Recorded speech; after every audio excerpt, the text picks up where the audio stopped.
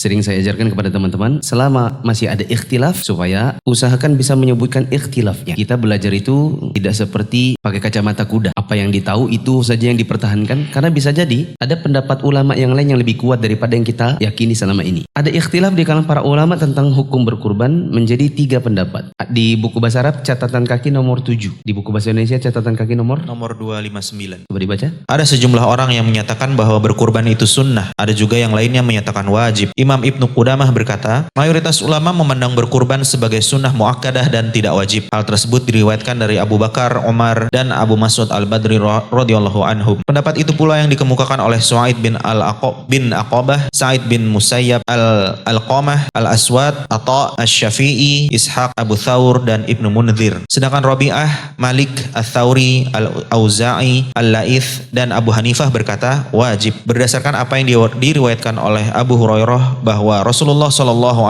bersabda, Man kana lahu sa'atun dalam dhahhi fala yaqrabanna musallana. barang siapa mempunyai keluasaan rezeki lalu dia tidak berkurban, hendaklah dia tidak mendekati tempat sholat kami. Ketika Nabi SAW memberikan ancaman, siapa yang punya kemampuan tapi tidak mau berkurban, maka jangan dekati tempat sholat kami. Kalau seandainya berkurban itu hukumnya hanya sunnah biasa saja, tidak mungkin Nabi larang orang untuk mendekati tempat sholat, ya atau tidak? Menunjukkan bahwa hadis ini memperkuat hukum wajibnya bagi yang mampu. Bagi yang mampu tidak boleh tidak berkurban. Dari Mikhnaf bin Salim dia bercerita, kami pernah berdiri di sisi Nabi SAW di Arafah, lalu beliau bersabda, Ya ayuhan nasu, inna ala kulli ahli baitin fi kulli amin udhiyatan. Wahai sekalian manusia, sesungguhnya setiap keluarga berkewajiban untuk berkurban setiap tahun. Ini hadis yang mendukung apa? Pendapat apa? Wajib. Orang yang mewajibkan hal tersebut juga berdalil pada hadis yang terdapat pada kitab As-Sahihain dari Jundab bin Sufyan Al-Bajali. Dia bercerita, aku pernah menyaksikan Nabi SAW pada hari raya kurban bersabda, Man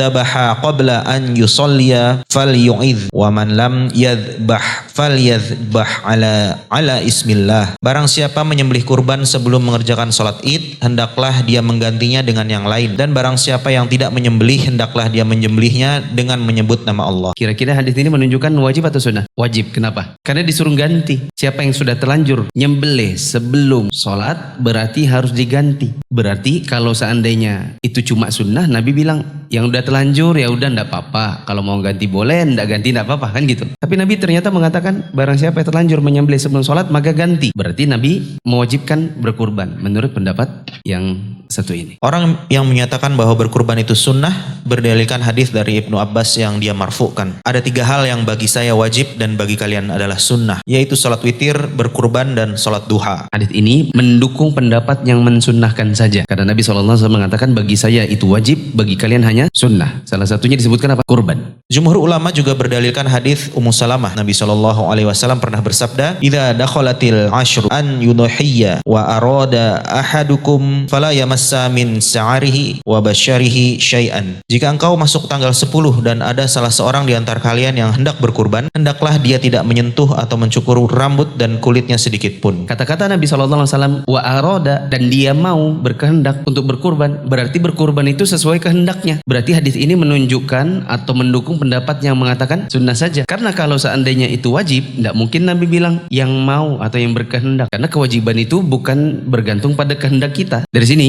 kita bisa ambil kesimpulan bahwa para ulama berbeda-beda pendapat. Ada yang mengatakan hukumnya wajib, ada yang mengatakan hukumnya sunnah muakkadah, ada yang mengatakan hukumnya wajib bagi yang mampu, dan yang diambil oleh para ulama kebanyakan adalah sunnah muakkadah. Hanya saja tadi disebutkan yang ahwat, yang lebih aman, kalau memang punya kemampuan maka jangan sampai tidak berkurban dalam rangka keluar dari ikhtilaf ulama. Apa kaidahnya? Al-khuruju aula minal khilaf atau